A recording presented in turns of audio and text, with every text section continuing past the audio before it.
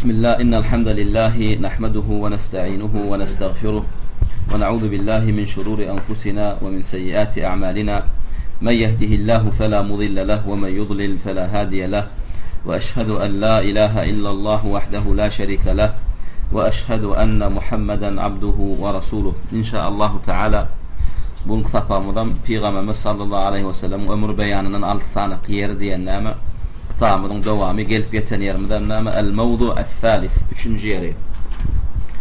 Buna nama 20'den ön qıskaça nama qissatul garanik dip nama bir qissa meşhur. Peygamberimizin ömür beyanı barada yazılan kitaplarda nama qissatul garanik yani garaniklan nama qissası dip nama bir qissa yazdılar.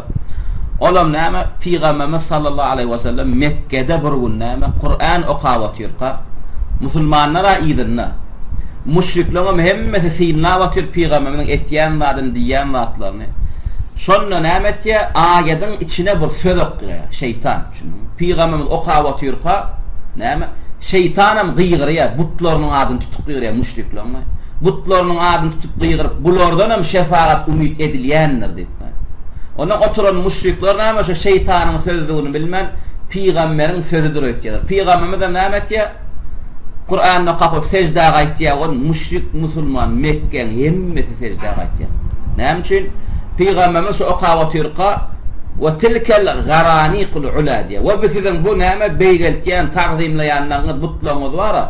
Ve inne şefaatuhum leturteca diye. Bulardan nama şefaat umid edilenler diye. Yani bu söz Peygamberin sözleri iblis namet diye gıygırıya varın hemme müşrikler istiyor. Müşriklerin kulağına gıygırıya. Peygamberimiz Kur'an tamamen secdeye gaytiye varın. Şuları diyenden sonra Peygamberimizden nama secde edenler şu butları göz önüne tutup şulardan şefaat umid edilenlerini göz önüne tutup nama secde edenler öydük. Bağır müşrik Peygamberimizden arra olup nama hemme secdeye gaytı diye. Müslüman kafir Mekke'de birem kalmadı. Ondan sonra sahabalar nametiye eşitlenme bak Peygamberimize diyorlar. Ya Resulallah şey dedin diyenler Peygamberimiz name diye men on alıklat diyemez diye. Yöne sonra name Allah Teala bildiriyor. Şonu name vahiyden ait diye şeytanın diyenlerini. Şu tayda kıssadan name getirecek olayanlar gıyskaça aslında bize diyecek olayanlar şu 3. yanın gıyskaça yöne name uzun getiriptir de. İlk or gıyskaça düşünelim. Şu kıssanı getirmekliğinden name maksadı var Muhammed ibn Abdülvahhab rahimahullah. Yani Peygamberimiz name dedi şu butlar halık değil, razık değil, peyda yok, ziyan yok. Dine name ve olardan şefaat umid ediliyor dedi. Şu sözüne razı olup hemmesi name etti Peygamberimizin iznine eğilip secde ettiler. Maksat nameken müşriklerim şu butlara çokunlarını, ya gavurlara çokunlarını name deyip çokunayan ekenler. Halık, razık, şu da Allah yalak bir Allah deyip çokunayan ekenlerim ya dine bizim şulardan şefaat umid ettiği çokunayan ekenler. Tayyip, onu şu vaat kılan etiyen nâme avadetilen önkülün nâme avadeti tapağu diyor. Şu Muhammed ibn Abdülvahhab nâme diye öz zamanasındaki adamları, şu sizin etiyen adını müşrikçilik, şu sizin etiyen adını nâme butparasılık diyenler Peygamber sonra Muhammed ibn Abdülvahhab rahimahullah zamanasındaki nâme şirke düşen Muhammed ümmetinin kâbir nâme diyereken o biz olara halık diyem da, biz olara razıgam diyem da, bular yaradanam diyem da. Yöne biz bulardan şefaat umid ettiği diyenlerine neme şu kıssanı getirip cevap veren. Ana şolaram neme halık razık deyip ibadet edinler butlarını. Şolaram edil sizin ki alak neme şefaat umid ettiği deyip edenler. Şunun için bu kıssa doğru düşünüp neme şu kıssatul garaniki getiriyor. Neme diye kıssatu kıraatihi sallallahu aleyhi ve sellem suratun necm diye. Necm surasında var. Yani Peygamberimiz sallallahu aleyhi ve sellem neme Müslüman ve müşrik Mekke'nin içinde hemmesinin arasında neme Necm surana qavatıyor diye bi hazratihim yani Mekkelilerin arasında. Bi hazratihim hem mesela büyüşü oturan. Ondan Necm surasına qavatıyor. Qafalemma belaga 9. ayete etiyor. Afara'aytumul Lata vel Uzza. Yani Peygamber Allah Teala şu ayetin içinde Necm surasında name o Lati, o Uzzani, o Menati orayanız mı diyor. Şu ne çenne name eliniz bilen yaradıp çokunup gördünüz. Size hayır verdi mi?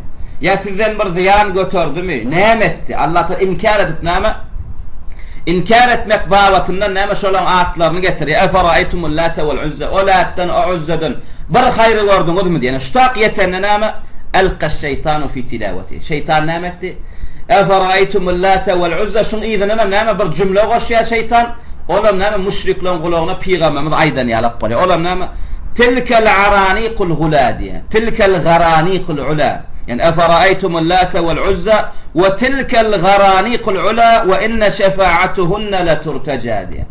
Ve ol nama ula beyk nama taqdimlayan butlanıdan mara diye hava. İnne leşeha ve inne şefaatuhunne ve olardanım şefaat nama la turtaca. Nama raca edilya, umid edilya dedi. Bu söz iblisten koşuldu, şeytan koştu. Yani oturan müşrikler nama Peygamberimiz iyi de gider o kavat yurka gönşo tayda bir may bolanna yankı söz koşuya olin. Hemmeti namet ya olam nama ayetiyle nüröt ya yani ha bulordanım nama şefaat umid etse bolyan ekenliyen nama ayetiyle nüröttü diye. Nama fe alqaş şeytan. Nama şeytanın bir sözlem okak koyuyor. Nama bir sözlem taşlak koyuyor ya. Yani Resulullah'ın ayetlerinin arasında ol ayetten şeytanın koşan ayeti sözlem namedi. Tilkel garaniq el-ula. Ula yani beyik. Garaniq hem şu butları, sanamları. Ve inne şefaatuhunne la turtaca. Ve onlardan hem şefaatler nama la turtaca. Umid edilyenler. Fazannu. Oturanlar nama guman ettiler diye. Enne Resul sallallahu aleyhi ve sellem kâleha. Peygamber aydanlar öttüler diye. Feferihu bizalik. Ve beygan ne diye müşriklerin hemmeti bah. Bu nama. Biz bunu düşman sahipler ona kenek. Bunu bulam nama. Şu bizim diyenlerdi. Bu gollayan eken. Bunlardan şefaat nama. Dilete bolca oken. Bunlardan şefaat umid etse bolca oken ipnama. Ve kalu kelamen ma'na. Nama. Beygan işlerini düşünür yani manide nama. Gurlat nama. İsteyen manisinde Peygamberden bir söz ayıttı o deyip beyganliler diye. Olam yani şefaat umid etse bolca oken. Hâzellezî nurid. Müşriklerim nama deydiler. Bizim isteyen dadımız şu deydi. Şefaat umid ettiyat bunlardan. Başka isad İslam'ı da şey dediler. وَنَحْنُ نَعْرِفْ أَنَّ اللّٰهُ هُوَ النَّافِعُ وَالضَّارُ وَحْدَهُ لَا شَرِكَ لَهُ. Ve bizden biliyoruz şekli şüphede diye ketek ol Allah nafi, hayır veren, peyda veren, azzar, ziyan götüren bir Allah vahdehu la şerike le, hayır ziyan yetirmek meselesinde Allah bir ona hiçbir şerik koşan yok. Hayru ziyan nem Allah'dan başka hiç kimden dileven bolana. Velakin yani ne dedi müşriklerim? Haula yeşfa'una lana inde. Bunlar Allah'ın yanında bir de ne şefaat et ya dediler. Onlar yankısadan Peygamberin ağzından çıkanlar ettilerden ne hoş oldular. Peygamber secdeye kayttı, onun hemmeten ne secdeye kayttılar. Görüyorum şey diysen dava olacak. Galaken müşriklerle. Felemma belaga secdete. Onlar ne şu Necm surasının içinde secde ayet var. Peygamberimiz sallallahu aleyhi ve sellem felemma secdete dedi. Secde ayete yetenle Peygamberimiz ne diye secde. Secdeye kayttı ve secedu ma'a. Ve hemmeten ne secde diye Peygamberimiz. Feşa'al haber. Yani feşa'a yayraya, haber yayrattı ya. Ennehum safavhu. Nâme haber yayrattı ya. Ennehu yani müşrikler safavhu. Yani nâme Allah'a alaştılar Peygamberimizden. Doğunlaştılar, hemmeti düşünüştüler diye nâme haber yayraya. Hatta haber Mekke'nin içinde durman Habaş'a hicrete gidenlere çen niyetti diye. Şunun. Onlar o nâmetine birinci Mekke'de Habaş'a gidenler var, hicrete gidenler. Şolan İgri'de kayıtmaklıklarına sebebine şu kıssa oluyor. Hatta şolara da yetti diye müşriklerin hemmeti Peygamberimize eğip secde ettiler. İnne nâme olan bağır Müslüman mı olurlar? Düşünüştüler. Aslında düşünmeyenler Peygamberimiz bunun şefaatini inkar ettiyenler ediptir. Nâme öyle okudu. Ayet dinli şefaat adam onlardan umid etse bolyan ekenlip nâme. Şun entek şeytanın iblisin koşan sözü nâme açıklanılmadığından ön haber yayrap nâme Habaş'a giden Müslümanlara da haber etti yani. Safavhu Allah'laştılar, ağdı birleştiler. Bunlara nâmet diyorlar, iyilerine kayıtıyorlar Habaşa'dan. Gelseler Allah'laşılan yok, hiç de adam yok. Önküden ömeter nâme müşriklerin azabı eriyeti nâmediptir, artıptır. Son teyareden yine ikinci kadar gitmeli oluyorlar Habaş'a. Şunun mu? Nâmettiler ve semi'a bizâlike men bil Habaşa'di. Hatta Habaşa'da akılara çen nâme eşittiler diye faraci'u. Onlara iyilerine dolanıyorlar. فلما أنكر ذلك رسول الله صلى الله عليه وسلم عادوا إلى شر مما كانوا عليه. İnne nâme gurrun yayradı. Nâme gurrun yayradı? Peygamber müşriklerin lağaşıptır. Hatta ayet iniptirmiş ha şu butlardan hem şefaat umid etse oluyormuş. Felemma Peygamber'e yetti. Felemma belaga zâlike Resul sallallahu aleyhi ve sellem. Şu haber Peygamber'e yetti. Bab sahaba aytti ya Resulallah. Yani ağzından şu gurrun çıktı. Şu gurrun içine hem müşrikim nâme ana bizim isteyenlerdim da şu şefaatti, başka isteyenlerdim da yoktu. Ana Muhammed'em nâme bizim diyenlerdim Allah'laştı sana uyup iyiliğinden secde ettiler. Ne ayrak bollu bu diyenlerine Peygamber nâme inkar et ya. Ebeden men ağzımdan onlara söz çıkanaktı ya. Şunu.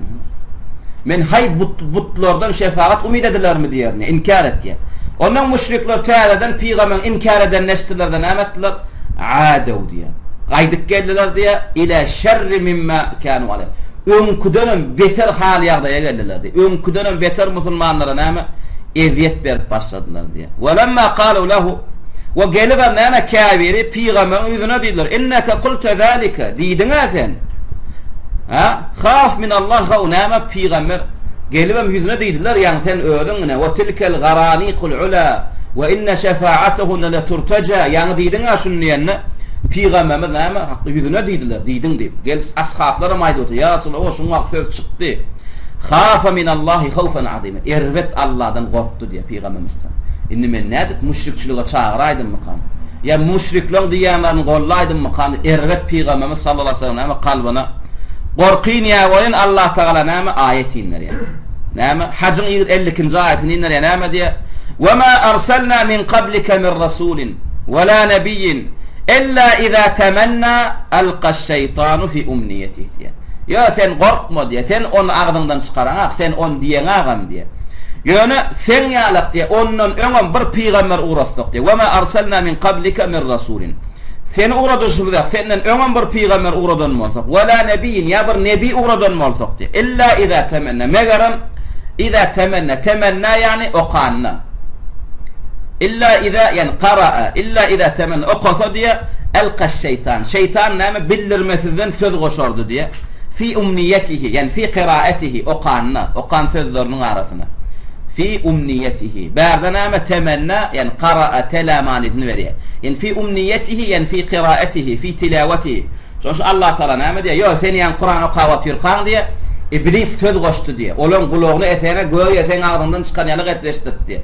Sen gorkup oturma diye. O senne bolan zatda diye. Senden öňkü peýgamberler näme Tewrat okusunlar, İncil okusunlar, şeytan näme derdi diye. Şolar okan ýaly ya şolaň okayan kitabyna bar ýaly gadetden bir kysany küfri söz dinden çykarýan näme? Ya müşrikçiligi ya kafirçiligi gollayan söz goşardy diye. Düşünüpdämi? Tayyib, femen fehime hâzihil kıssa. Inne şu kıssany kim düşünüp bilse diye. Näme diýip düşünmeli? Olam sümme şekka ba'daha fi dinin nebi sallallahu aleyhi ve sellem. Kim şu kıssa düşünse. Düşünenden sonra Peygamberimiz sallallahu aleyhi ve sellemin dininde şeklense. Ha? Ve lem yuferrik beynehu ve beyne dinil müşrikin.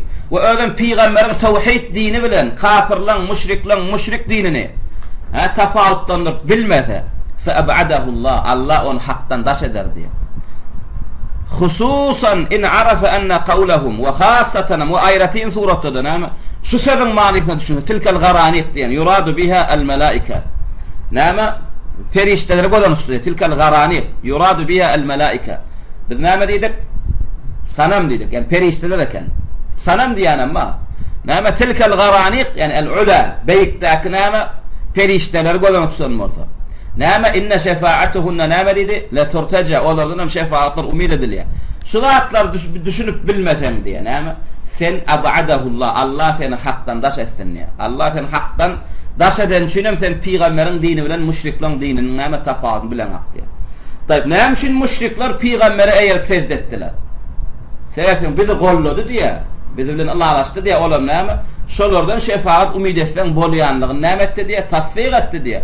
Onda peygamberin olan arasynda dawa näme deken? Namazda, roza dekenmi? Yok. Olar butlara ya perişlere halyk razyk diýenlerin dekenmi? Yok. Näme deken dawa?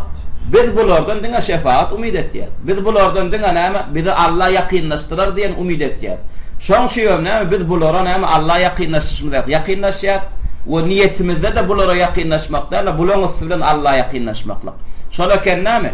Indi şu zady kim bilmese, şey diýmekligem näme? Tewessüllip näme peýgamberin dininden taýt eýem ol adam peýgamberlerin dini bilen müşriklerin dininiň tapawudyny bilmedik adam diye. Kim näme? Şu zadyň tapawudyny bilmese ab'adahullah. Allah onu näme? Aktan daş etsin. Bu näme? Metin. Indi näme? Şerhine gaýdyp gelýär. Ýöne ýa şerhine gaýtmadymyzdan öň näme? Ýanky ayetler okaryň Necmden. Näme diýär Allah Taala Necmde? Euzu billahi mineşşeytanirracim. Efera'aytumul Lata vel Uzza ve Manata es-salisata el-ukhra diye. Seredin diye ol Lat'ını da ve Uzza'nı da ve Manat'ını da diye. Näme peýda berdiler size şu neçenni diye. Şolaň içinde birisi de oğul gyýdy berdi mi? Ya şolaň içinde birisi de näme Hajatınızı dileğinizde hajatınızı berdim. Ya gıssalarınızda şolun biri kolunuzdan tutup sizi gıssa harınızdan çıkardı mı diye. Elekumuz zekaru ve lehul unsa. İnni erkek ve kul size vollu da nama ayal cinsem Allah vollu mu diye. Nama tilke iden kısmetun ziza. Siz şeydip böyleyen mi olsanız onun sizin bu nama pay edişiniz zulüm payı oluyor diye. Haçan da nama müşriklerin oğulları olsa nama derdiler? Beğenerdiler. Oğlu söylenirken Araplar. Qıyid olsa nama derdiler? Atan öldü diyen havaresten elak nama qıynan ekidilem diri ömerdiler. Emma siz hakikattanam oğul avray bolyan bolsa näme üçin periştelere gerek qalanna perişteler Allah'ın qıydı diýdiniz diye. Şunu müşrikler näme diýip itiqad etýärler? El melaiketu benatullah diýerdiler. Siz şey dip bölýän bolsaň, öňüňize oğul berilende begendiňiz. Allah tarapyn qıydı berilende qıynanyp ekidip diýiligine gömdüňiz diye. Emma periştelere gerek näme üçin oğlu diýmediňiz ya başga da diýmedi qıydı diýdiňiz diye. Qıydı bolsa Allah ýönködüňiz diye, oğul bolsa da öňüňize ýönködüňiz diye. Tilke onna diye iden sizin beýtgen kısmadyňyz bu beýtmekliňiz näme diye? Kısmatun ziza diye, zulüm diye, zulüm etdiňiz diye. Öňüňize gawyny ýönködüňiz, Allah da pesi ýönködüňiz diye. Yani Allah'ın oğlum ýok, qıydam ýok. Yani olar şey diýip itiqad etdiler. Ve öňlerim soň näme diýdiler? Onna periştelerim Allah'ın qıydlary bolýar bolsa, onna olardan şefaat umid etse bolýar diýdiler. Şu tilkel garaniq el-ula diýdi. Soňra näme diye? In hiya illa asma'un sammaytumuha antum ve aba'ukum ma anzalallahu biha min sultan. Bu diýen bu atlakan atlaňyza buna ilah diýdiňiz, buna lat, buna uzzat, buna hayır näme awliyasy, bu hayrın hudaýy, bu şerrin hudaýy. Şu dakan atlaňyza näme entum, sizin dakan atlaňyz we aba'ukum we atawawalaryň dakan atlary. Ma anzalallahu biha min sultan. Allah'dan size inlerlen delil yok diye. Ne bu gözawliyasy, buna ýykylyn. Bu näme ıskawliyasy, buna ýykylyn. Bu lat, bu uzza, bundan şefaatler umid edin diýen. Bir ayet var delilin. Ma anzalallahu biha min sultan. Dinden bir delil yok. Allah'dan uğradılan bir ayet yok diye. Onda nereden Allah bular bu zatlar? İyettebiuna illa zan. Bular dinge näme öz eden näme gumanlaryny eýerdiler we ma tahwal anfus we öz hay heweslerini eýerdiler diye. Ve laqad ja'ahum min rabbihim el-huda diye. Näme olara Allah'dan inne hidayet yol geldi diye. Allah'dan olara inne hak hidayet yolu geldi. Näme etmeli diyecek bolan Allah. Inne hakka gelin. Öz guman etýän adamlar hay hewesini de eýerip görme. Inne hidayet geldi. Muhammed peygamber geldi aleyhissalatu vesselam. Şoňa eýerin Kur'an ýetirdi. Kur'andan bolun. Emlil insani ma tamanna. Ya da her bir insan näme arzu umid etse, şoňa ýetýänden ödüp pikir etýän muqadiýa. Sen şulardan şefaat umid edende, ma tamanna şu umid etýän zadyna ýetermi etýän diye. Yani Allah Taala sorana inkar edip otur. Hak hidayet ýoluna gelmesen, şu peýgamberiň diýän zadynyň, Kur'anyň diýän zadynyň, Allah'ın buýurýan zadyny ýöremesen, her bir arzu gödençiň arzuuna göre zat ýok diye. Felillahil ahiretu vel ula. Dünya ve ahiret Allah'ın eline kadar. Dünyadan bir gowluk isteyen mi Allah'dan sonra? Ve ahiretten bir gowluk isteyen mi Allah'dan sonra? Ve kem min melekin ya. Ve ödem asmanına sanat kutorp olmayacak näme perişteler var diye Allah Teala. Fis semavat asmanada la tughni şefaatuhum şey'a. Allah'ın izni bilen şolar şefaat etýärem bolsa näme? Sizin ýöne olardan soranňyzdan peýdasy ýok diye. Olan şefaatiniň size peýdasy ýok. İlla haçan şefaat edebilýär diye perişteler min ba'di en ye'zen Allah. Birinci şerti Allah izin berenden soň olara limen yeşa ve yarda ve kimdenem näme şefaat ediljeklerim razi bolsa Allah Taala.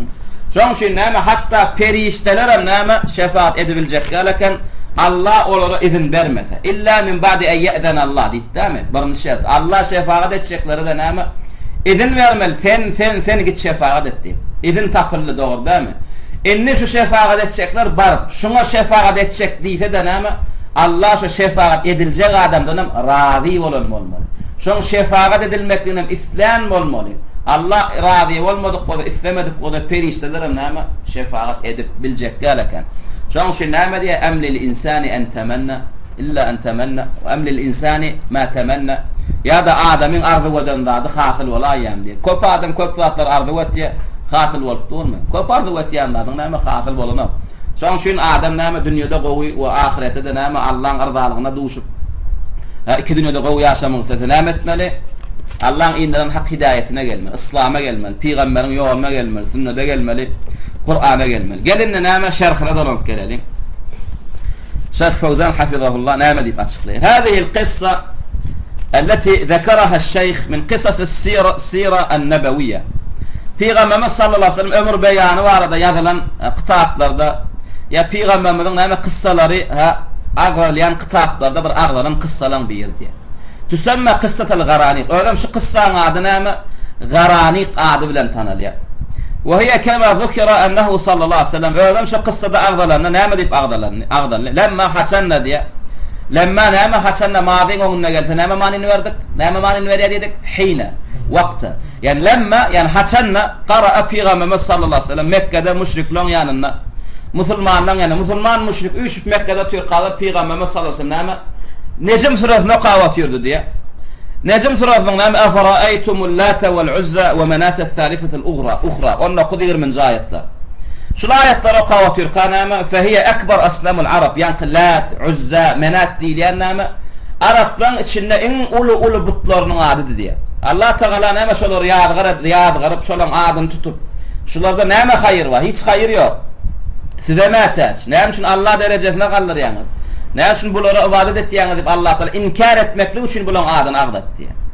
Ine lat nirank bu tutu fefit taif diye. Lat näme Taif'ta diye. Taifler näme çokunýadylar. Vel uzza näme Mekkeliler diye. Arafat waraklarına dikilen bir butdy. Menat nirdi? Mekke bilen Medine'nin arasında indel muşellelliyen bir ovan yanına näme Cebel Qadid ya da Cebel Qudayd dağı diýip bir ýer dağ we Mekke bilen Medine'nin arasında şo taýda dikilen näme butdy. Wallahu jalla we ala yaqul Allah Teala näme diýen Necmin onna kudigirmin ayetinde şulan atlaryny tutanlar. Efara'aytumul lata vel uzza ve manat ath-thalithatul ukhra. Näme diýär Allah Teala bulan atlaryny tutup ahbiruni an hadihi'l asnam. Habar berin bize. Şu butlaryňyz barada. Hel nefa'atkum size bir peyda verdimi? Yani şunu üçin eliňiz bilen ýasadyňyz. Yüzlerce ýyllar çokunup görsüňiz. Indi size peyda verdimi? Aýdan peyda beren bolsa. Ve hel zarratkum ya da bir sizden bir ziyan götürdüm ya da size bir ziyan indirdimi? Onum aýdan bir hayırdan peydadan, hayırdan ziyandan näme var şulan elinde? Bir gördüňizmi habar berin. Bel innaha lem tedfa' an nefsiha. Näme habar berbilmeýär. Hiç kimem aýdy bilmeýär. Latdan bir peyda gördük. Ya Uzza'dan bir peyda gördük. Ya biriňizden diýbilmeýäňiz diýär Allah Taala bulan açyn eline hayır bar diýänme. Hatta belki de diýär hatta innaha lem tedfa' an nefsi. Hatta näme özüne bir ziyan gelse de o butlaňyz özünden o ziyan gaýtar bilen akdy. Özünden ziyan gaýtar bilmeýän senden ziyany nerden gaýtarsyn diýär. Şoň üçin käbir müşrikler bir wada Peygamberimiň da'watyny eşitdi. Peygamberimiz sizden bu butlaňyz batyl diýen sözüni eşitdi. Şonu da näme dol anany bilmän şo daşyna çokunar ýördi. Daşyna çokunsa da näme bir tüýse ikirjinlenerdi. Ya çyndanam şular batylmy ka? Ya da öňkü ata-babaň diýende dogrymy kabul bolar, hakmy ka?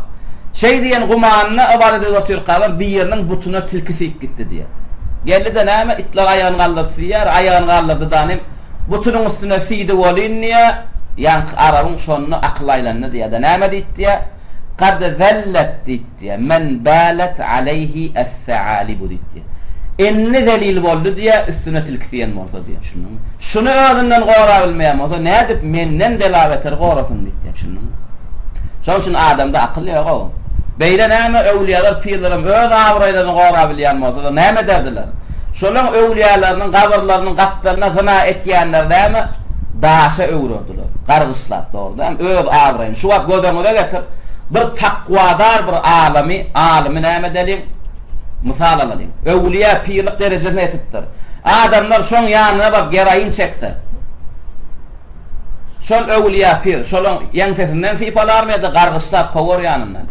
Gargyslap gowar ýa-da bir şoňa öwliýa piriň ýanyna bar, gyýdoglyna sübdany geçip, ýa-da etseler, ýaňsesinden sypalap, öwlap diýen dogalaryny, atlaryny, haýyşlaryny berza edip goýberermi? Gargyslap. Inni olar näme diýär? Peygamberler näme? Ölü käde diýýärler diýerler. Öwliýa pirlerim näme? Ölü kalaram diýýärler diýerler. Olar ölen oklar diýär. Olar eşitýärler, olardan peýda umid etsen peýda gelýär. Olaň eline haýr we ziyan ma diýerler. Dogry dämi? Taýyp olaň ölüli bilen diýerler deň bolýar. Gattarlaryna zina etýärler, näme üçin gargyslanaklar? Ya gattarlaryna geraýyn satýarlar, näme üçin olaň näme ellerini, aýaklaryny ysbat edenaklar? Netice nämen berýär? Şu zatlar şolaryň ýanyna edilýän bolsa. Ol adamlar ölüýür, zat bilen atlar. Olar näme? Hakyky Allah'ın dinine ölüp giden bolsalar, olar eýem Allah'ın cennetlerini aýşu eşretde dünýede näme edilýär, olar bilen ha. Emma näme bizim gumanymyzda gowul gow diýip hasaplanan bolsa, emma Allah'ın gylmyna zaýa bolup ötüp giden bolsa, olar eýem gabir azabyna ýa dowdogyň azabyna başagay. Onun ýanyna näme edilýär bilnen ha. Şundyňmy? Şoň üçin bu zatlara näme? Diňe müşrikler näme? Kelletini işletmeli. Musulmanlar hem müşrikler kalıp kabirleri Hudaý tutanlar hem näme etmeli? Üns vermeli, kelletini işletmeli. Näme diye? Bel inneha lem tedfa an nefsi. Sana ziyan indirmege aňa, senden ziyan aýyryp sana peýda getirmege aňarda dursun diye. Hatta özlerine peýda getirip özlerine näme geljek? Näme itin fiýdigini ýa näme itin pişiň gujugyny näme bokuny hapatyny gora bilmediler diye. لأن الرسول صلى الله عليه وسلم لما فتح مكة هدمها. Näde bilýär olan batyllygyny? Hasanna Peygamberimiz sallallahu aleyhi ve sellem Mekke'ni açanna näme etdi? Hedemeha, yumurdu baryny. Şunuňmy? Hasanna Peygamberimiz sallallahu aleyhi ve sellem Mekke'ni açanna näme? Peygamberimiz Allah tarapyndan hak getiren. Yekece peygamberdim ya, mün peygamberdim bir wagtyň içinde. Yekejedi dogry dämi? Allah peygamber näme etdi? Allah'ın dinini ýaýradany. Yekejedi kime dayandy? Yeke bir Allah dayandy. Emma müşrikler öz butlaryny goranlarına näçe desany? Milyonlarça diýip 3000 däl bütün dünýä müşrikdi. Bary näme etdi? Peygamberimiz sallallahu aleyhi ve sellem Mekke müşrikin garşyna çykmady. Bütün dünýä müşriklerini, bütün dünýä kafiryň garşyna çykdy. Peygamberimiz yekejedi çykdy dämi? Yekejedi çykdy. Kime bil baglady? Bir Allah bil baglady. Dogry dämi? Bütün dünýä hemme sana aty yaragy bilen kimin garşyna çykdylar? Peygamberim uruş etdiler, dogry dämi? Din we musulman, din we kafir, musulman we kafir uruşy boldy. Jihad edildi peygamber bilen kafirlaryň arasynda. Netijede kim ýendi? Milyardlarça goşunly kafirler ýeňdimi ýa bir ýerde başlan peygamber ýeňdi? Peygamber ýeňdi. Taýip peygamber kime dayanıp ýeňdi? Bir Allah dayanıp ýeňdi. Müşrikler näçe butlaryna dayanıp peýgamberiň garşyna uruş etdiler. Diňe Mekkeliler 360 buda çokunly. 360 butuna dayandy. Eýranlar oduny dayandy. Rimliler kime çokunýady? Olaňa öz butlary bardy. Ýewreýler kimden dileg etdiler? Özeýrden dileg etdiler. Hristiýanlar kimden dileýärdiler? İsa'dan dileýärdiler. Şular hemmesi öz hudaýlaryna dayandylar. Peýgamberim diňe kime dayandy? Allah dayandy. Netijede kim ýeňdi? Netijede Peygamberimiz sallallahu aleyhi ve sellem ýeňdi. Näme üçin? Dedim, olan güýjü näme? Allah'ın güýjüniň ýanyna puç. Allah'ın ýanyna olan näme guman edişine görä näme Hudaý saýanlary Hudaý däldi. Batylly, çöpdi, daşdy. Ýöne bir duran tümmökdi. Ve perişten çağıran, peygamber çağıran nämedi? Perişte peygamber olan şirkini gollanatdy. Olar kimi golladylar? Haky golladylar, hayatlaryna, diýirkälerim haka çağırdylar. Şoň üçin peygamberimiz näme etdi Mekke'ni açany? Ýok öldürip hasafy bilen, ütköçük adam etmedi. Hasafy bilen yekeme Mekke'nin daşyna dolanan näme? 360 sana butu näme etdi? Kul etdi, pytyratdy. Hani olar goraýanmasa goramolurlar da öldürler. 360 tane bolup durlar. Her sene bir bölecik daşyňa peygamber aly bilýärdiler. Hiç sadem edip bilmediler. Netije näme? Batyl olar. Walaw kanat alihatan, hakikatte olar ilah bolan bolsalar diýär. Hakikatte olar Hudaý bolan bolsalar näme? Lemana'at an nefsiha, özüni gorardy. Ve dafa'at an nefsiha, özüni goramaklygy üçin näme? Peýgamberi garşy çykardy. Näme etdiler? Hemmesi näme? Depeden aşaklıklar näme? Pytyrap kul bolup gaýtdylar. Fallahu yuwabbihul müşrikin. Allah Teala näme etdi? Ol müşrikleri yamanlaýar. Ýazgarýar. Näme üçin? Ta'allaqu bi hadihi'l asnam. Sebäpden olar näme etdiler? Şu butlara aslaşdylar. Şu butlara dayandylar. La tenfa ve la tadur. Ol butlarym hakykatda peýda da ýok, olardan ziyanam.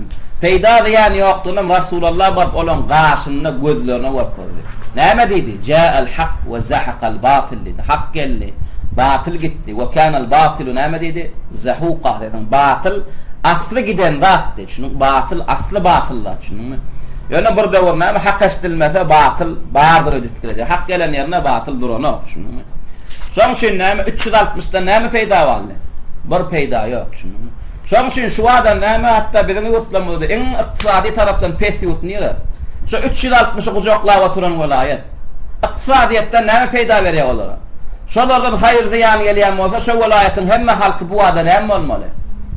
Bay bolmaly. 360'a näme? Aslında şu Mekke 360 butunu şu tayda bir müşrik dikelden şunun 360 evliya dip näme? Adını ütgötdiler. Şu wagtlaram şirke näme diýerler? Biz müşrikler biz şirke demedik, biz näme tevessül etýär diýär. Biz şefaat ümid etýär, araçyl etýär diýär. Şolaram 360 but diýen bolsa kim kabul ederdi onu? Hiç kim kabul etmedi. Şoň şu näme diýdiler? İlin günün gowgaryan adyny atdylar. Näme diýdiler? 300 evliya diýdiler. 360 evliya diýdiler. Ödem kime ýönkäler şu 360 evliyany?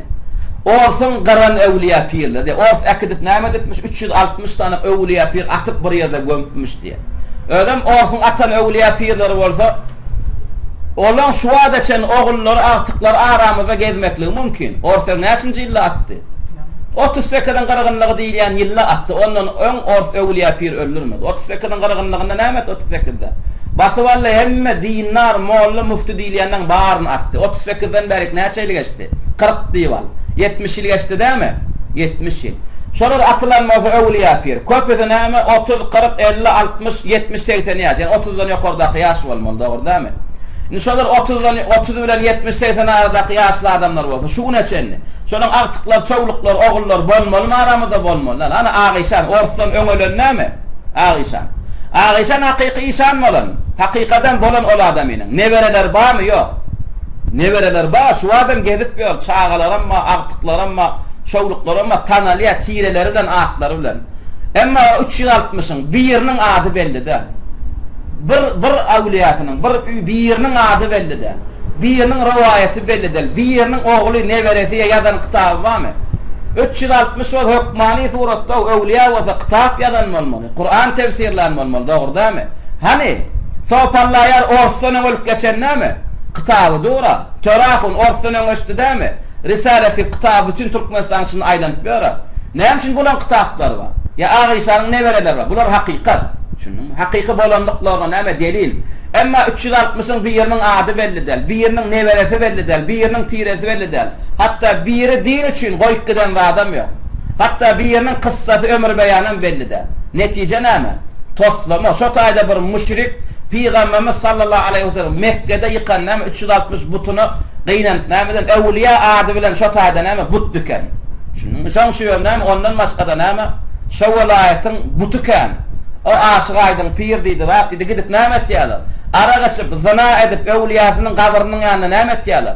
Aparatura dikelip aýdyp näme düýüş görýärler, düýüşinde de turup näme aşyk aýdyň maňa näme pata berdi, näme gol berdi, inni men bagyşlaýam gelip näme etýärler? Bagyşlyk etýärler. Kim bilen akşudatlar Türkmenistan'da? Hemme kişen bilýär, bagyşlar gidip şo taýda ýatanakmy ýatýar. Baryp ýatýarlar, gelip näme bir derep düýüşler gurrun berýärler, düýüşümde aşyk aýdyň pir geldi. Sana gol verdim dedi, gelip näme etýärler? Ak patany alyp gelip näme bagyşlyk etýärler. Haçan pir bagyşçylyga, zina edilýän küntüçülüge fetwa berdi. Haýsy pir näme şuňalyk bet gylyplara, şuňar erbetlatlara ak pata berdi. Şuda da ak pata berýän pir däl. O näme şeytanyň piri. O näme zanilen piri. O näme necihden piri. Şoň üçin bu zatlara näme aklymy dolanmaly. Pikirlenip görmeli. Ol ýanam toslama batıl zatlara näme ödümdi alladyp ýörmeliler. Näme üçin Allah Taala Necm suresinde şolaň atlaryny agdatdy? Müşrikler näme etdi? Ýazgardy. Näme peýda gördüňiz? Hiç peýda görmediler. Hatta özlerine näme gorap bilmediler. Felemma qara'a ar-Rasul sallallahu aleyhi ve sellem hadihi al-ayete. Yani Necm suresinin näme 19-20 ayetlerini okanda näme etdi? فَأَلْقَ الشَّيْطَانِ Şeytan näme etdi? Ey savvata şeytan. Fesokladı, savvata şeytan. Şeytan näme etdi? Fesetti. Näil fesetti? Bi kelimatin. Sözlem aýtdy diye desseha soktu ödem näme etdi? Şu aydan sözlerine näme soktu? Fi tilavetin nebi sallallahu aleyhi ve sellem. Peygamberin kıraatynyň arasına soktu. Oturan adamlar näme Peygamberden okap atýar. Adamlar Peygamberin ýüzüni görünýär, ýeňsesinden dinläp atýar hemme kişi.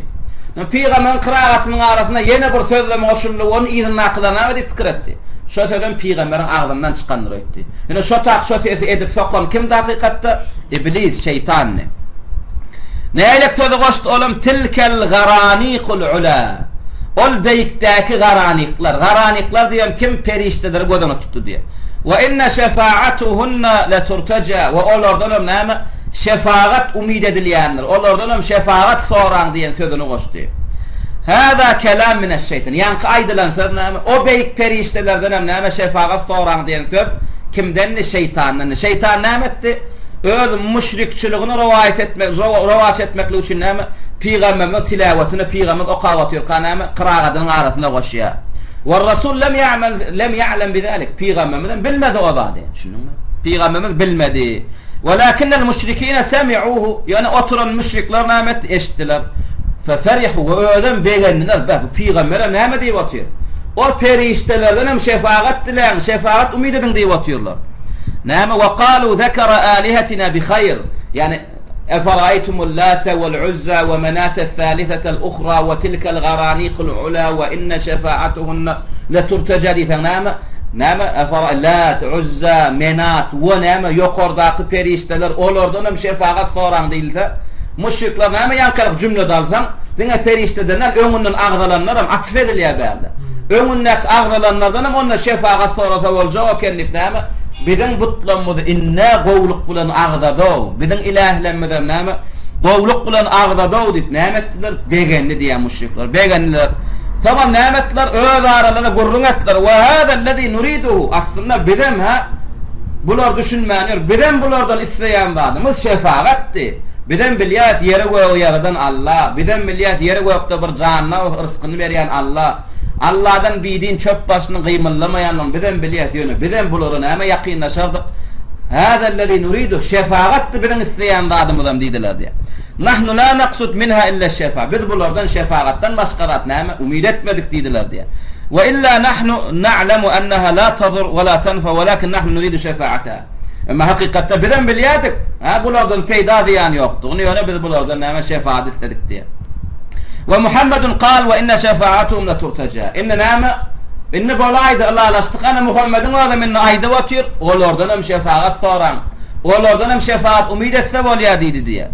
Felemma balaga sallallahu aleyhi ve sellem ahiras sura. Suran ahirine secde ayet bar. Ol ayetem näme? 62. ayeti necmin fesjudu lillahi wa'buduhu bilen gutor. Näme diye? Bir Allah secde edin ve bir Allah ibadet edin diýilen sözler nämetdi? Secede. Fesecede ma'ahul muslimuna ve secedel müşrikuna farahan bihadihi'l kelimat eş-şeytaniye. Bir Allah secde edin, bir Allah ibadet edin diýen secde ayeti etene peygamberimiz nämetdi? Secde gaýtdy. Ve oturan musulmanu müşrik kafir baram secde gaýtdylar. Ve o şeytanın aydan sözüne de Muhammed sallallahu aleyhi ve sellemin aydan sözü duydum. Beğençlerine bularam secde koşuldular diye. Hatta innel Velid ibn el-Mughira lemma kana kebira sin lem yastati en yesjuda alel ard feakhadha hafnatan min turabin fesecede aleyh. Hatta Velid ibn el-Mughira değil. Müşriki bolan bir kafir bolan. Ölüm şokalı şeyle bir garrap bir derece eten secde de edebilmezdi diye. Şolan beğencine nämetdi diye yerden bir kısım toprağa alıp manlayını degerdi diye. Söz şeytanın oklan sözü peygamberin aydan sözüdür öyle düşündüm. Ana inne alalaştık. Ine birine misleyen adamız şu diyor. Ana inne öz ağdı bilen ağdadı. Hatta butlanmadan qovlukta ağdadı deyip näme secde de inniydi diye edebilmedi o nämet diye beğencine näme çäp bolmansam yerden bir kısım Allah'dan manlayına degerdi diye. Feşa'al habar. Şeydelik bilen nämetdi habar ýaýratdy diye giyinden. Mekkelilerle Muhammed alalaşıptı. Düşündünmi? O etyen davalardan düşünüşmändiler, düşünüşüpdürler. Hakikatten näme? Bulanam diýen zat şefaat eken peygamberin ödem näme? Şefaat diletene diläverin diýipdir. Dip şeydi ben nämetdi?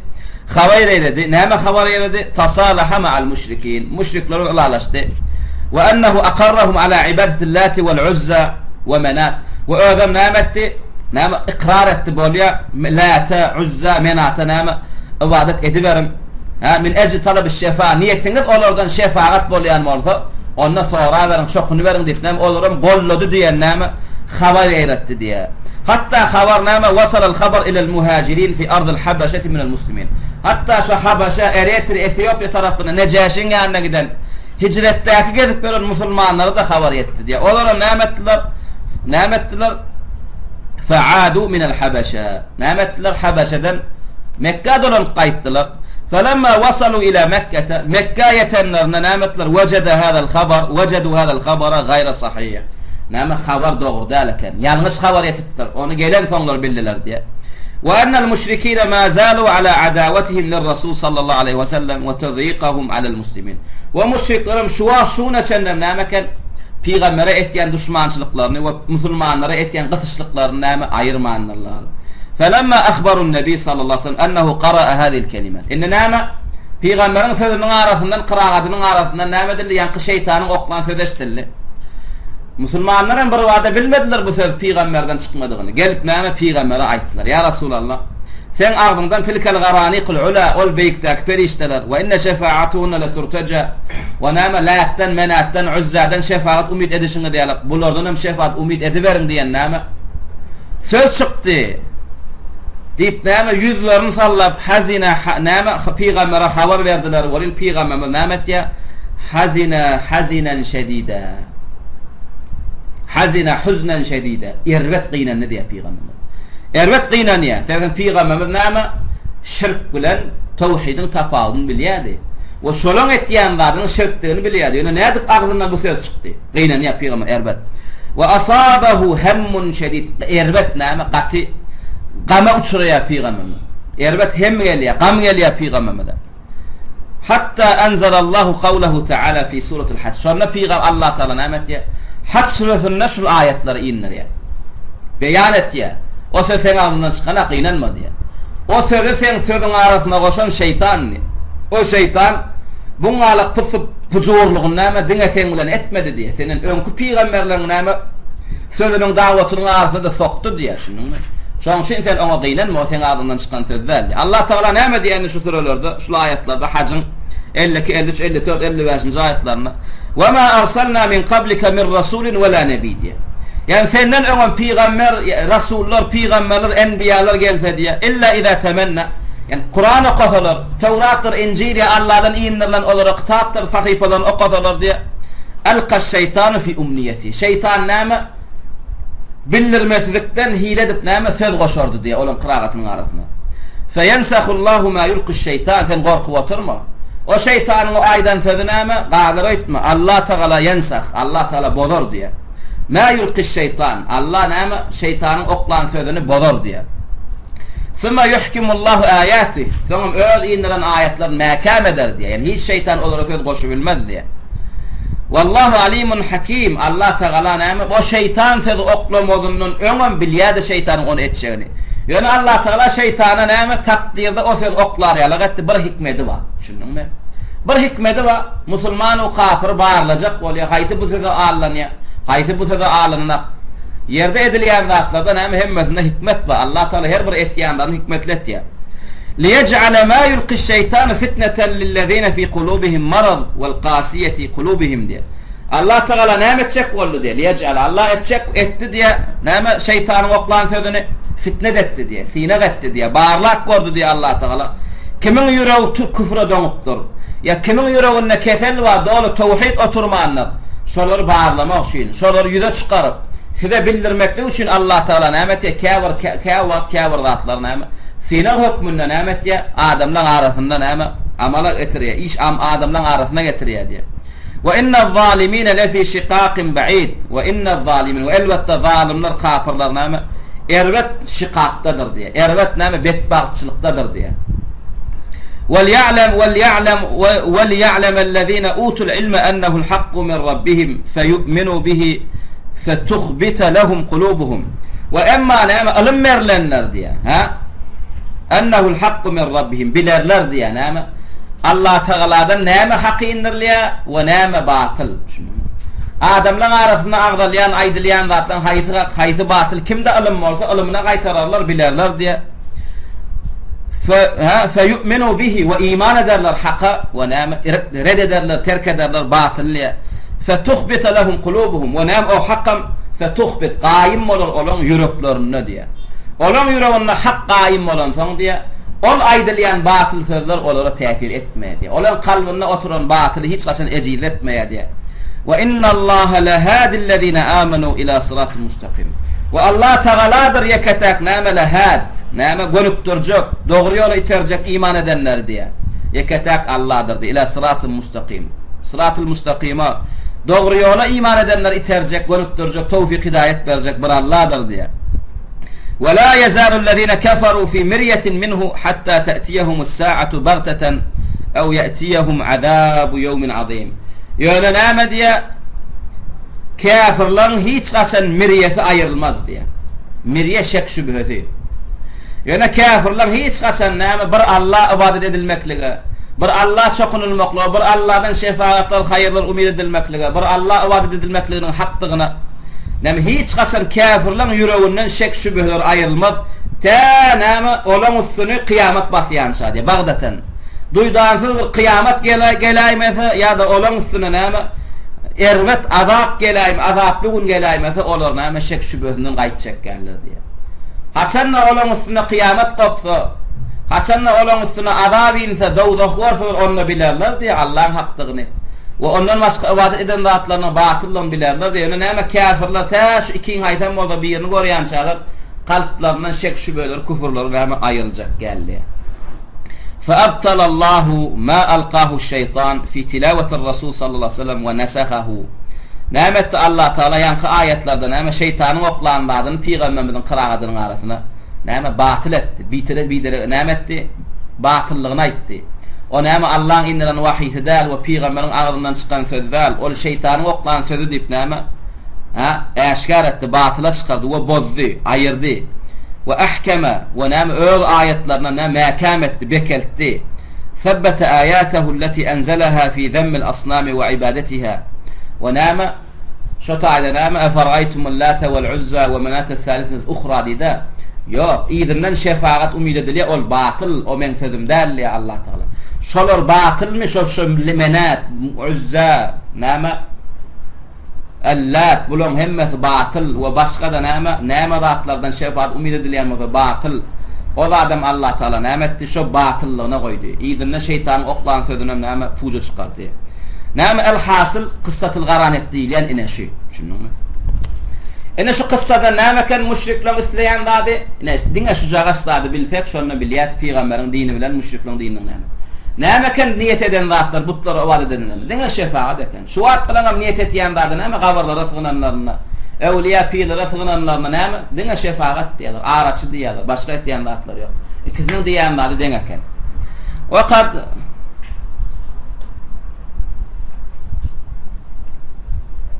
وقد وردت هذه القصة عن ابن عباس متصلة بسند ووردت عن بعض التابعين بإسانيد مرسلة وبعض العلماء أنكرها ومنهم ابن كثير. Ölen bu kıssa näme İbn Abbas'tan geldi diye, o başga da kâfir tabiilerden geldi diye.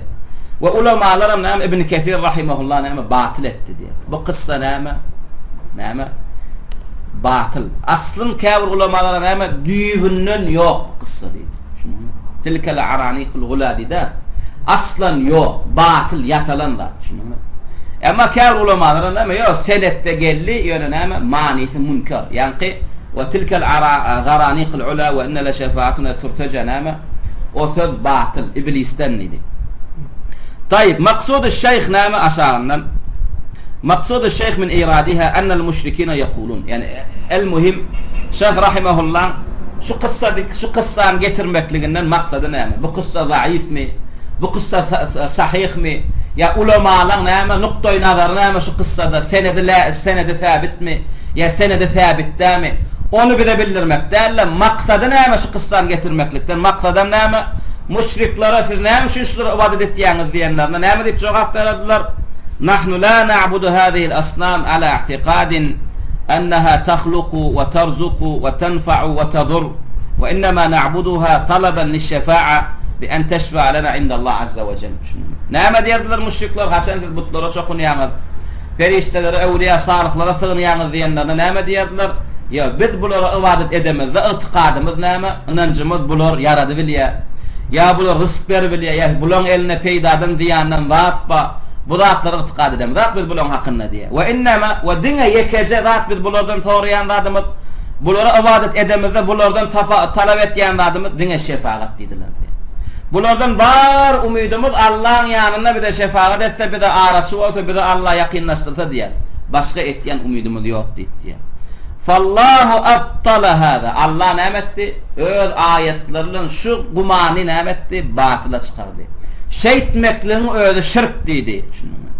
Ve qara'al Kur'ana ala ma huwa alayhi huwa min ibtal ibadatiha. Ve aqarra'l Kur'anu ala ma huwa alayhi min ibtal ibadatiha. Ve nama ve Kur'ana nemetti şolun etyen ibadetin nama batıla çıkardı diye. وأبطل ما ألقاه الشيطان في تلاوة النبي صلى الله عليه وسلم ونام Peygamber qawatırqa qiraatına qoşan sözünüm şeytanın namı batıla çıkardı Allah Teala. Ve salla nebiyehu. Ve nametti tesliye verdi peygamberin gönlünü. Ve nama rahatlık verdi. Ve salla. Ve nama rahatlık verdi peygamberine de. Ve ezhebe ve giderdi onun nama düşen qiynancını. Şunun mu? Sebepti ve aytti bi enne hada yecri ma'a men qablaka min ar-rusul. Dinga sen sözlerin arasında şeytan koşmadı diye. Ve seden önkü peygamberleri de nama şeytan şungalık hileler eden niye. Yani Allah Teala namet diye gönü şeytanın eden hilesini pujet diye ve hemmek şahakı nama batıldan eşkar edip veriyor. Şunun için Hac'ın 50. ayetinde nama dedi Allah Teala وَمَا أَرْسَلْنَا مِنْ قَبْلِكَ مِنْ رَسُولٍ وَلَا نَبِيٍّ إِلَّا إِذَا تَمَنَّا أَلْقَى الشَّيْطَانُ nama fi umniyetihi dedi. Nama senden önen bir peygamber bir rasul nama tevhidi aydıp ya da batılı nama batıla çıkarıp zatlar okuza nama şeytan kâvir zatlar koşurdu diye. Yani Allah Teala nama batıla çıkarıyor o zatları. Yani tela dediği tela sözü nama fettemenni huna ma'nahu et-tilava. Şu ayette temenni sözünün nama tefsir nama tilavet okumak. Ve minhum ummiyun la ya'lemun el-kitaba illa amaniye. Yani başka da ayette var mı amani sözünün kıraat manasına gelen yani o ve minhum ummiyun yani nama kafirlan kâvir sortlar vardır diye minhum olan için ummi yazıp kodu bilen aklar düşünen aklar bir gram aydılyan da düşünen aklar dibinden la ya'lemunel kitab kitabı bilen aklar illa amani dinle okumalar ödüp biliyorlar diye şunu illa amaniye ay tilave fakat dinle tilavet etmelidir ya Kur'an'dan maksat dinle okumaktır diye ve la ya'rifunel maani o manasını düşünmelidir aklar Kur'an'ı Allah indirenne amal etmekle için indirenler onu bilen aklar. Şunun için şu hakkı Müslümanlar düşüncesinde Kur'an neme? Kur'an dine neme 3-7'de okumalıdır yani. Kur'an neme hatire bunlarda kabirstanlıkta okumalıdır yani. Ya Kur'an neme olbul cinlarına ya kesellerine okumalıdır yani. Ve namazda. Başka vatta neme bu Kur'an'ın? Hüküm almalı mı bundan? Müslümanın hüküm çeşmesi, desturi, kanunu olmalı mı? Aslı Kur'an Müslümanın näme hayatta näyle yaşamalygyn öwretýän näme kanuni kitap. Bizim kanunumuz şu Kur'an. Allah bilen näyle gatnaşmaly, peýgamberler bilen näyle gatnaşmaly, Müslüman bilen, kafir bilen, kafirin uruş etýäni bilen, bize pas töleýäni bilen. Näme namaz, roza, ibadet, öýlenmek, talak, ölüm, yetim, cenayet, umumy şuratlaryň hemmesiniň näme kanuni, düzgünü, çözgüdi, jogaby var şu Kur'an'da. Yani näme kâvir näme ummiler diye kâvir akmak nadandan maksadı näme pikir etýänler näme diye qıta indirlen kitaplardan illa amani dinle okumalylar aýtdy. Okumak üçin indirilenler aýtdy. On näme la ya'rifunel maani on manisini bilmeliler öýden aklar. Şoň üçin bizde näme diýerler? Kur'anyň manisini tefsir etmek bolan ok diýerler. On manisi ol giyinmiş. Her bir aýetin näme 70 000 tefsiri barmış. O batıl gurrum şey diyorlar her bir ayetin 70 000 tefsiri varmış. Onun manisini hiç kim bilen akmış. Ne için? O kitap Allah'dan gelen kitap. Aslında bu kitabı yamanlayacak oluyorlar. Yöne Müslümanın içinde Kur'an'ı yamanlayan adamın sözü alınacak mı? Sözü alınacak gel. Yöne hem on övgüsünün anlasında dövgü var. Ne diyorlar? Övüp dövüyorlar. O kitap Allah'dan inen kitap. Şey Allah'ın sözünü adam düşünür mü? Şeydip bizi näme etjek bolýarlar. Kur'any ak düýünçege döwüp näme bir çekmen içine zındırmak isleýärler. Ondan oturan adam näme? Hakykatdan o Allah'ın sözü bolsa men näde düşüneýin. Her bir ayetim 70 000 tefsiri bar bolsa, birini ýalňyşsaňam dinden çykýan bolsam, aýa gowsy men okumaýyn, düşünjegem bolmaýyn, düşündiňmi? Çişmen otur. O näme kafirlan gurruňy, düşündiňmi? Ol Müslüman näme haçanda Kur'an'ı okusa, Kur'an näme okulmak üçin, düşünmeklik üçin, amal etmeklik üçin indirilenni näme bilse, Müslüman kafira boyun boljak mı? Şoň şu näme ýanqıyalyk batyl gurrun aýtdylar şunu. Allah Taala özü okap pikir etmeýänler ýargar näme diýär? Efela yetedebberunal Qur'ana em ala qulubin aqfaluha diýär. Gulp olan kalplarına gulp barmy diýär. Yüreklerine möhür barmy diýär. Näme üçin Qur'any okap pikir eden aklar diýär. Şunuňmy? Şoň üçin Qur'an okamaly, pikir etmeli. Emma käwir akmak nadanlar näme? Qur'an diňe 3-7 üçin gelenler öýtýär. Şunuňmy? Qur'an diňe tebärek üçin. Ya bir jinlanna Yasin okamak üçin gelenler öýtýär. Emma höküm, destur, kanun, o zatlar näme? Gidip Amerikan, ya Britaniya, Fransa, ya komünist kapır orsunqy, ya da özlerçi oturup akmak näme? Musur kellelerine näme? Batyl höküm ýasamalary öýtýärler. Şo höküm bilen ýaşamalary öýtýärler. Ol batyl gurrun, ol ýalňyş gurrun, ol näme? Diňe şeytanyna oklan batlar. Şo ýa o Allah'ın kitaby, onu adam düşünmeýär. Her ayetinin müň tefsiri var. On birine ýalňyşdan diňe çykýan. Ana şu şeytanyň aýtýan sözü şey. Şunuňmy? Mollaň ağzyndan çykýany bu da şeytan gurulýar şoň dilinden. Şunuňmy? Muftiň ağzyndan çykýany bu da şeytan gurulýar şoň dilinden. Ýöne näme? Hak kalbynda oturan adamlar näme? O bilýär on batyllygyny. Onda batyl gurrun o näme? Dinsiziň gurruny ol kafir kanagatlandyrmak üçin näme ýasalan gurrun. Taýyp.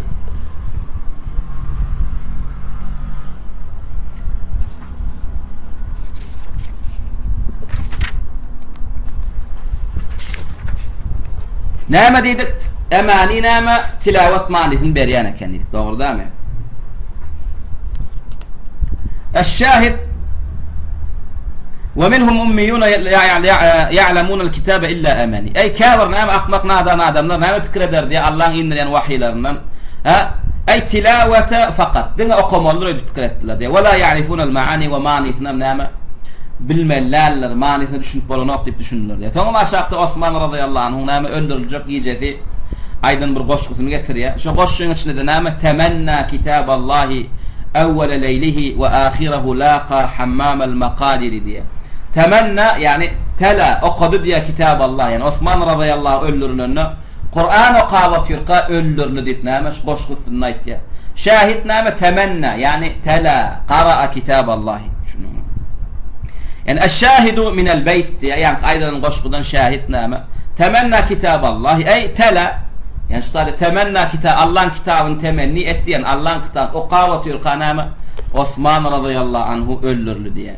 فيكون المعنى إذا تمنى إن آية إذا تمنى سözünün manisi näme bolýar? Ey tela el-kitabe diye. Kur'an okanna nämetdi diye. Alqa şeytanu fi umniyeti. Taşladı diye şeytan bir sözden näme fi qiraatihi fi umniyetihi peygamberin qiraatına yani fi tilavetihi. Kelimat näil sözler okladı diye yazunnaha es-sami' min kelamir rasul. Yani peygamberin ağzından çıkan ýalag edip sözler okladı diye. Dinläp oturanam näme? O şeytan tarafından aydılan sözlerle peygamberin ağzından çıkan sözler öýtdi diye. Walakin Allah lehu bil mirsat. Yani Allah Taala näme elmadama mirsat seredip otur. Bilip otur şeytanın etjek zatlaryny.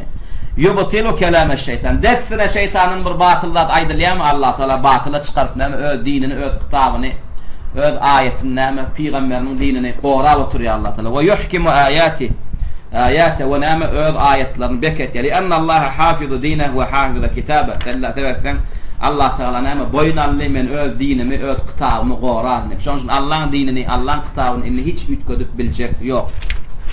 فالشاهد منها يعني aýdylyp geçen kıssalardan rahatlardan şu aýtjak bolýan adamy da gerekli ýerine annal müşrikin farihu lamma zannu anna ar-rasul sallallahu aleyhi ve sellem wafaqahum bil kelam alladhi zannuhu min ar-rasul ve huwa min eş-şeytan. Haçanna müşrik nämetdi diye müşrikler begendiler diye lamma zannu haçanna pikir eden müşrikler begendiler diye şu aýdylan söz peygamberden aýdylan sözler öýtdiler diye şunu. Ve peygamberem näme dili bilen şolaň öňkü müşrik butlaryna näme umid eden zatlaryna näme gawat geldi dip begendiler diye. Ama hakykatda o söz kimin sözüdi? Şeytanyň sözüdi. Enne talaba şefaa min el-asnam la ba'sa bihi. Yani butlardan näme periştelerden näme şefaat umid edilişi ýalyp butlardan umid etsen ziyany, butlardan şefaat umid etmekligiň ziyany ýok, günahkarçylygy ýok. Dip näme peygamberem gollady dip näme begendiler. Ýöne näme ثم إن الله جل وعلا أبطل ذلك. Yani Allah Teala näme olan gumanın nämetdi batıla çıkardı. Peygamberlerden hem şefaat umid edip bolanok, periştelerden hem butlardan hem yeketek şefaat bir Allah'dan dileniyor. Yani o söz kimden koşulan sözdü? İblisten koşulan sözdü.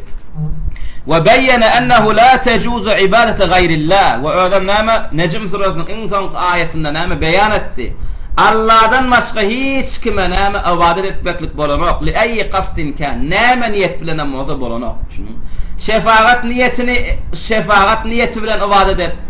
Tevessül niyeti bilen ibadet et. Allah yakınlaşmak niyeti bilen ibadet et. Bolanok. Müşrikler fikir etdiler, şu vaqt müşriklerin fikir etdiler, gavra ibadet edende niyetin näme? Şular yaradı bilýär, şular Razzaq, şularda hayır peyda wa diýip ibadet etsen ha, müşrik bolýansyň öýtýär diýerler.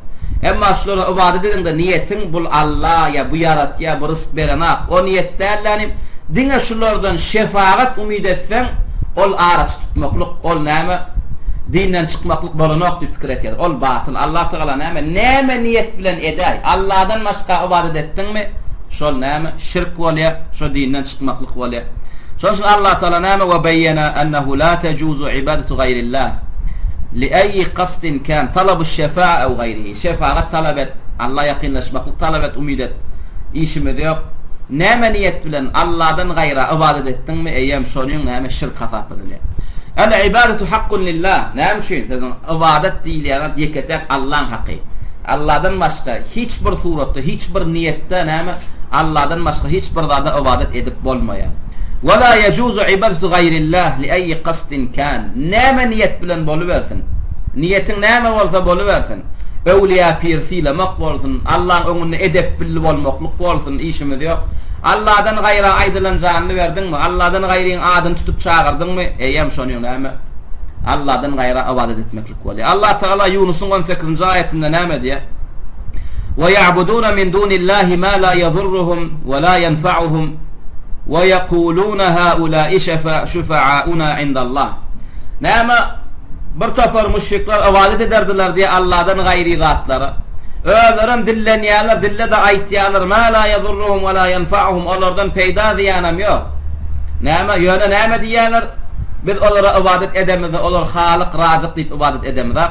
Ýöne näme diýip ibadet etýärsiler? Niyetimiz haula'i şefa'una indallah. Olar diňe Allah'ın ýanynda bize şefaatçı bolsun. Olar bize şefaat etsin diýip näme? Ibadet etýärsiler. Allah Teala şulamam näme? Şu suratda, şu niyette näme? ibadet etmekliklerine näme? Şirk saýdy, Allah'dan gaýra ibadet etmeklik saýdy. Ve Zümar'ın 3-nji ayetinde näme diýär? Vellezine ittehadu min dunihi awliya ma na'buduhum illa liyuqarribuna ila Allahi zulfa. Vellezine washlur ýalak näme? Allah'dan başga özlerini awliyalar näme? Hudaý tutunanlardan näme üçin siz bulara Allah ibadet edişiňiz ýalak ibadet etýäňiz, gyssanňyzda Allah'ın çağırşyňyz, bularam çağırýaňyz diýsen, olar näme diýerler? Ma na'buduhum, biz bulara ibadet edemiz. Yani ibadet edemizde niyetimiz bular Allah ýalak diýip ibadet edemiz. Ýöne bulardan ibadet edemizde niyetimiz näme? Bular diňe bizi Allah ýakynlaşdyrar diýip näme? Allah ýakynlaşdyrar diýen niyet bilen bulara ibadet etýär. Ama hakykatda ibadetimizde niyet näme?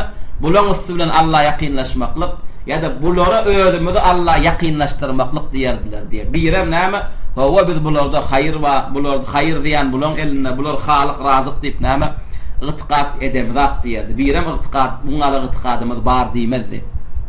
Allahu semma hada şirken we abtala. Şulan niyeti näme? Şefaat ya Allah yakınlaşmaklyk bolsa Allah batyla çykardy. Bu suratda edilen ibadeti ya bu suratda talep edilen şefaati ve näme şulan şey etmekliklerini de näme şirk diýip atlandyrdy.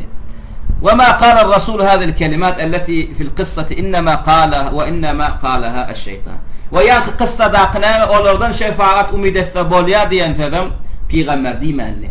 Hakykatda on diýen kimdi? Şeytan. Şeytan näme söz goşdy. Ve hada min bab al-ibtila. Ýöne näme üçin bu zatlar bolýar? Allah Teala näme şeytana käwatşyň alak näme pyssypujurluk etmekligine takdirde näme ursat berdi, takdirde ýazdy näme üçin? Adamlar barlak görmek üçin, imtihan etmeklik üçin. Ve hada min bab al-ibtila wal-imtihan li ajli an yamiza al-khabitha min at-tayyib. Mu'mini kafirden, gawyny erwetden tapawutlandyrmaklyk üçin Allah Teala käwat bullaryny finlaýar. Allah sinamazdan ön gowyny erwedi musulman kafir bilenakmy? Bilýär. Onu näme üçin sinaya? Yani bize bildirmekli üçin. Üsüp gelip görsememiz musulmanlar öýdüp berýärmede. Yani käharatda Allah Taala takdirde şu cemaatın ya başga bir cemaatın içinde näme bir musibet takdirlenýär. Şonda näme bize berýärmede Allah Taala beýan etýär, bildirýär haýtymyz mukmin eken, haýtymyz kafir ekenik. Şunu haýtymyz tawhidi gollayan ekenik, haýtymyz şirki gollayan ekenik.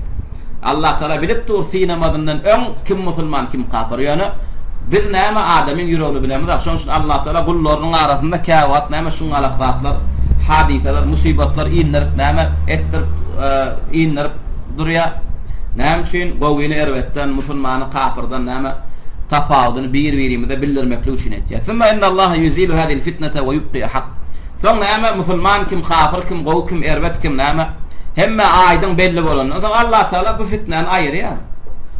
Bu sinäge bu musibaty götürýär Allah Taala. Emma hak kıyamada çenne durýar. Hada qad jara ma'a rusul. Yani bu alaq şeytanın hiletine peygamberimiz bilen bolmakda näme? Qabla Muhammed sallallahu aleyhi ve sellem. Muhammed sallallahu aleyhi ve sellemden öňkü peygamberlerde näme bolup geçti bu zatlar. Yani öňkü peygamberlerde boldy, Allah sineme üçin bolurdy. Ve jara aleyhi misle ma jara aleyhi ar-rusul min qabli. Ve peygamberim näme? Öňkü peygamberlere peygamber bolýan bolsa, onu öňkü peygamberler hayatında kâr bolanlar. Bu peygamberin hayatında da näme bolup biljek eken. فهذا فيه دليل على بطلان اعتقاد عبدة القبور وغيرهم. Yani şular agdalan zatlarda Şeyh rahimehullah şu getirýän zatlarına delil var. Näme? Şu wagt gawr parazlaryna näme? Şu wagt näme awliya pirlerin gawrlaryna çokunýanlarynyň ygtykatlarynyň batyllygyny ýüze çykarýar. Firem şolara näme şefaat umid edip näme nemetýän şefaat umid etýän bolsaňyz şoda şirk hasaplanýar. Şu şefaat umid etýän anancıňyzdan batyllyar. Ellezine ya'budunul kubur. Näme? Gabrlara çokunýarlar. Gabrlaryň daşyndan aýlanýarlar. Gabrlaryň atlaryny aýdylan janyny berýärler, damaklar kesýärler. Gyssananlaryna o ölü gabrda akylan atlaryny tutup çagyrýarlar. Ve gurnasalarym näme diýärler? Nahnu na'lam annahum la yadurrun we la yenfa'un ve la yakhluqun ve la yerzuqun ve innema hum salihun natawassatu bihim ila Allah ve natlubu minhum eş-şefa'a. Öňlerden gurnasalar hemmesem näme diýärler? Bizem bilýär. Bulardan peýda diýen ýok. Bizem bilýär. Bular la yakhluqun. Bular hiç bir zat yaradyp bilen aklar. Bizem bilýär. Bular näme rızk ber bilen aklar. Bizem bilýär. Ýöne näme? Bular salih adamlar. Salih adamlar näme? Allah bizden haf yaqin adamlar. Salih adamlar näme? Allah näme bizden haf söýgüli adamlar. Şoň üçin biz bulary Allah bilen aramyzda araş tutýar we bulardan şefaat soraýar. Ana şu etmeklikler näme? Müşrikçilik bolýar. Şu etmeklikler dinden çykmaklyk bolýar. Şoň üçin kimde kim Allah bilen arasynda arys tutunjak bolsa, kim tutmaly? Salih amallaryny tutmaly. Şunuňmy? We näme? Diri adamlar tutmaly. Diri adamlardan başarýan zadyny soramaly. Ol adamlar hem şu ýanyna şoň sesini eşitibiljek ýerlerde bolmaly. O daşyl kölerde gelip berip diriň adam tutup gygyrmaklyk bolmaýar. Ve innana law qarrarnahum ala hada ma sara beynana we beynahum khilaf. Enne bizdiya gelip bolýar şu etýän zatlaryň näme ýalňyş dälip näme iqrar etsek, dogry dämi? Şu wagt gawr parazlan, awliýalaryň, pirlerin gawrlara tümeklerine çokunýandan ygtykadyny gollasak bolýar, şu zadyňdan ediber diýsek. Hey biz bilen şolaň arasynda näme düşmançylyk dörärmi diýe. Şu wagt men öz wagtym edip bersem, olam näme öz wagtyny edip ber. Gawrlarda da niýetidiň şefaat eken. Ya plan nende niýetidiň şefaat eken. Şoňa biz degmedik, dawa boljak maramyzda. Dawa boljak geleken. Ve innema ishtaddatil adawatu beynana we beynahum lamma ankarna aleyhim hada ve i'tabarnahu şirken. Hasan Wahabi plan gurrumlar başladı, dawa jenjeller başladı. Hasanna bir inkar etdik şolaň eden madene. Şunuňmy? Şu awliýalardan rahat soramak bolanok. Näme awliýalaryň atlaryna näme dabaklar salmak bolanok diýdik. Ve şu etýän adamlar şirk diýemizden soň näme başlady? Ana dawa jenjel başladı. Urş başladı. Kema ankarahu Rasul sallallahu aleyhi ve sellem ve kema ankarahu'l Kur'an fil ayat. Bize inkar edemizden ödümüzden inkar ettik mi? Ya al peygamber inkar etti. Kur'an-ı Kerim inkar etti. Şu zatlaryňyz batyllydy, şoň üçin kim Allah'a inanýanmasa, peýgambere, Kur'ana inanýanmasa, Okbany suratda Allah'ın ve Rasulunun ve Kur'an-ı Kerim'in gaýtaranlaryny gaýtarmaly bolýar. Hada huwa maqsuduş şeyh Şu yankı kıssal getirmeklikten niyeti näme? Şeyh rahimahullah ennehum yefrahuna law wafaqnahum ala hada'l kelam. Olar näme begenýärler diýe haçanda bir şolon näme diýen zatlaryna näme ılalaşdy. Bolýa şefaat niýetiniz bolsa ediberin esasy şu Allah diýmeseňiz bolýa. Şulam yarady bilýär, şulam rızk berbilýär diýmeseňiz bolýar. Emma araçy diýseňiz, tevessül diýseňiz, şefaat diýseňiz, onu ediberin diýsek, nämetçe ekenler, begence ekenler, biz gowwarja ekenler, düşündiňmi? Ýöle inkar etsek nämetçe ekenler, düşman bolja ekenler. Ve qulna ma dama annakum ma taqsuduna minha annaha takhluq ve tarzuq ve tanfa ve tadur ve innama qasdukum minha ash-shafa'a fa hada amrun la ba'sa bihi. Yani olarak umumi niyetiniz şefaatdämi? Araçy tutmaklykdämi? Onda bolýa esasy yaradan, Razzaq, şuňa zatlar diýmeýän bolsaňyz, onda näme etýändadyňyzda ziýany ýok diýsek näme diýjekler? O adamlar diýjekler. Bize de bulara maşallah ulama adamlar diýjek ekenler. Şunuňmy? Sen bilen dawa jenjeletjekler ekenler. Emma haçanda näme? Şu etýäniň ýalňyş, şunyň şirke bar ya, şunyň bidgat diýip näme? Dinini gora bersen, akidan gora bersen näme çekenler? Müşrikler peýgambere düşmançylyk edişleri ýalak näme? Sana da näme çekenler? Düşmançylyk çekenler. Peýgamberiň dawatyna, peýgamberiň dinine näme ýigrençlerini bildirjekler. Şoň üçin şahit el-qissa in soňunda jemlenmeli adamlar näme? Müşrikler dawarlara çokunanlarına, butlara çokunanlarına, ewliya, pirlere, perişlere, peýgamberlere çokunanlarına. Allah ýalyp olaram yarady bilýär. Ya Allah ýalyp olaram rızk berbilýär. Allah'dan bidiğin hayru diyan yetireyin olaram yetirip bilýär. Şuleken inançlary. Ýok. O däleken inançlar. Ondan hem üçin ibadet etýän ekenler. Olar diýe biz şeýle seredäýmeni bulary ibadet etýänem bolsa, niýetimizde şu ibadetten Allah ibadet etmek. Ve buların üstünden näme üçin ibadet etdik? Bulan üstünden näme şefaat talap etdik. Şefaat umid etdik. Allah bilen aramyzda araçy bolmaklaryny istedik diýdik. Şu wagtda adamlar etýänler şu. Onda şu wagt kılan etýänler, şu wagt kılan etýänler bolsa, biz şu wagt kılan eden zadynyň adyny bilmeli. Şu wagt kılan eden zadyna peýgamberimiz näme diýip takdy? Şirk diýdi. Şu eden adamlara näme diýdi?